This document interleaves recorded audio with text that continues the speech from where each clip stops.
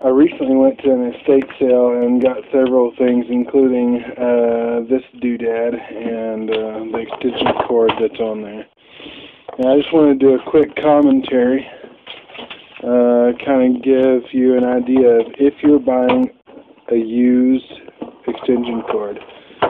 I haven't really inspected this one yet. I did note that it has a couple of patches. And so what I'm going to do is show you what you need to do if you buy a used extension cord. Whenever you see a patch like this, you don't know how bad the damage is. And by using the cord, you put yourself in danger if you don't know what that damage is and you don't know how to fix it. So what we're going to do is I'm going to set up my camera right here if I can. See if that works. We are going to untape this patch.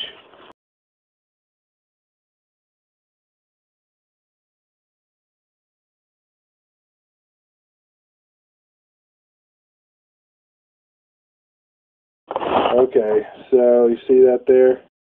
It looks like it is purely superficial, which means that this is safe to use. You examine the different wires there. There should be a green, a white, and a black. And there's our black. You got to look at it fairly carefully. Make sure you don't see any nicks in it. There's a little stress here. There's I don't know if you'll be able to tell, but that right there shows some white, some lighter color in the green that just kind of crosses the green. That tells me that there is a stress point in the wire. But for my purposes, this should be fine. And what I'm going to do is I'm going to patch it again in a similar way as it was patched before. But now I know that it's safe and that it's not going to kill me. The other patch that I found, it was covered in with electrical tape, which is just nasty and sticky whenever you take it off.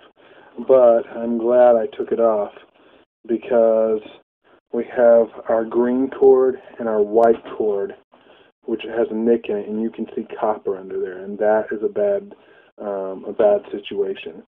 I can still use the cord, but I need to patch it better than they did, because while the black cord remains unnicked, that's still not a good situation with the wires exposed like that.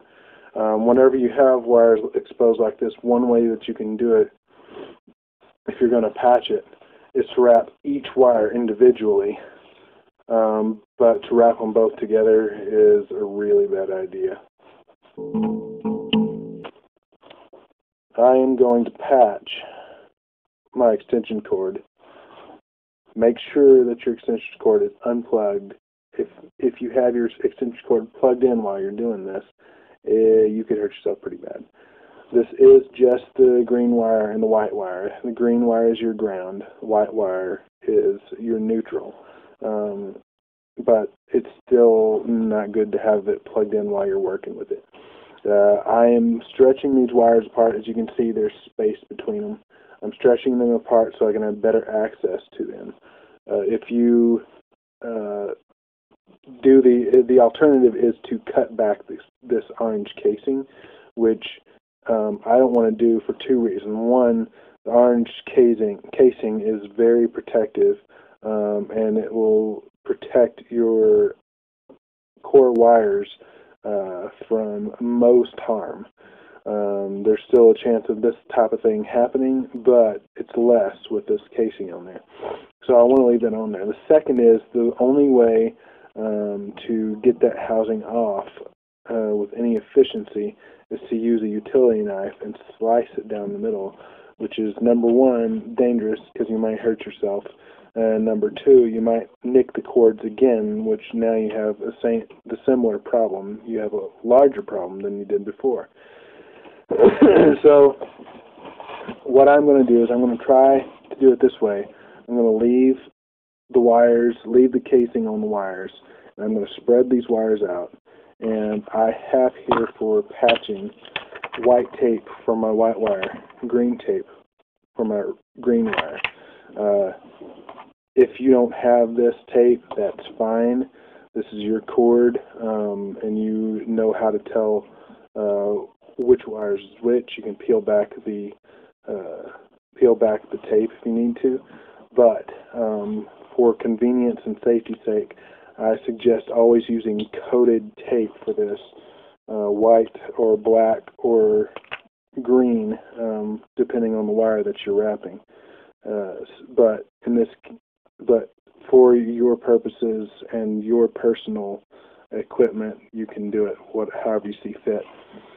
I'm getting the tape really tight around there, so there's no fold, and then I'm just going to wrap it. I totally put it on the wrong wire, which it was kind of stupid. So I'm going to pull off another piece of tape. Okay, here we go.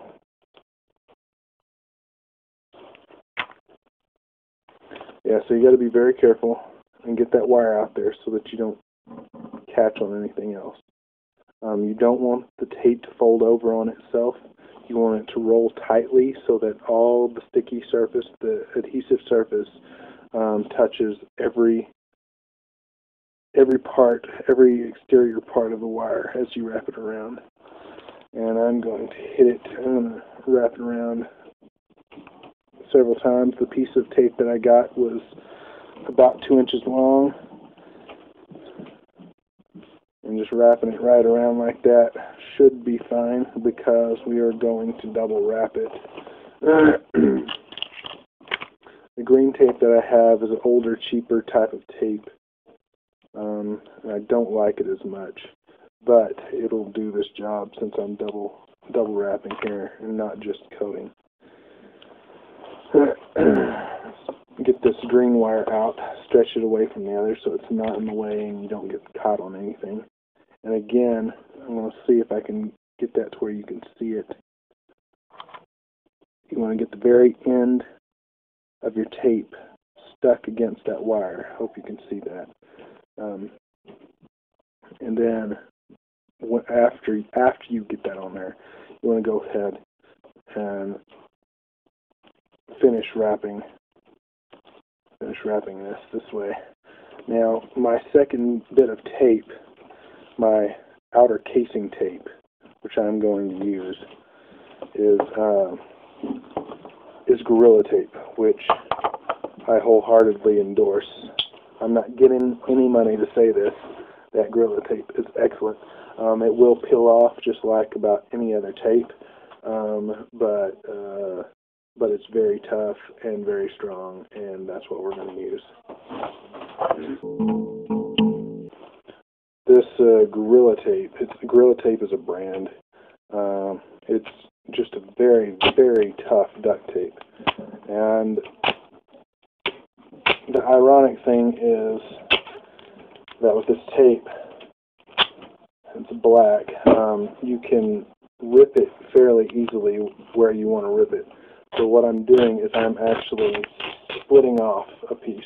This is a little over a foot long, the strip is, and I'm splitting it in half. And I'm going to twist my wires a bit to kind of get them tight together. And I'm going to start this taping at an angle. Just slightly angle it on our casing. And then I'm going to pull it tight. While you're wrapping around it, don't let it hang limp. Don't let there be any loops in there, any bubbles. You want this as tight as you can get it. So you're pulling on the tape and you're pressing it against your cord as you're going. And you're making sure that it's sticking, that the tape is sticking to itself and that it's sticking to your cord. Very tight, very, very tight. You don't want anything to catch later on and rip it off. and this piece is long enough, and my fold is tight enough that I have another little snag up here, and it looks like I might be able to get that too. Let's see if we can get that too with this piece.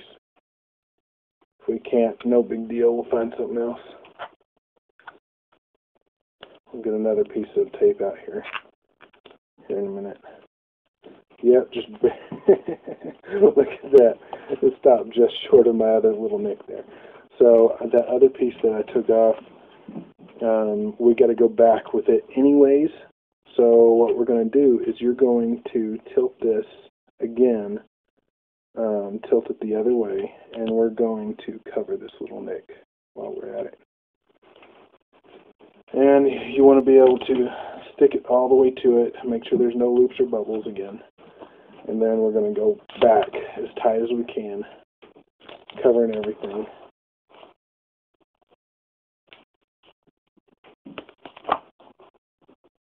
Make sure it's overlapped. That's another big key. You want to make sure that the tape is overlapping itself, because if you have gaps in it, then you're just going to tear it off and redo it all over again. Not fun.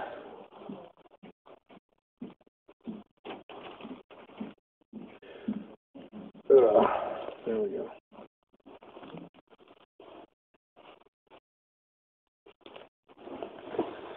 And then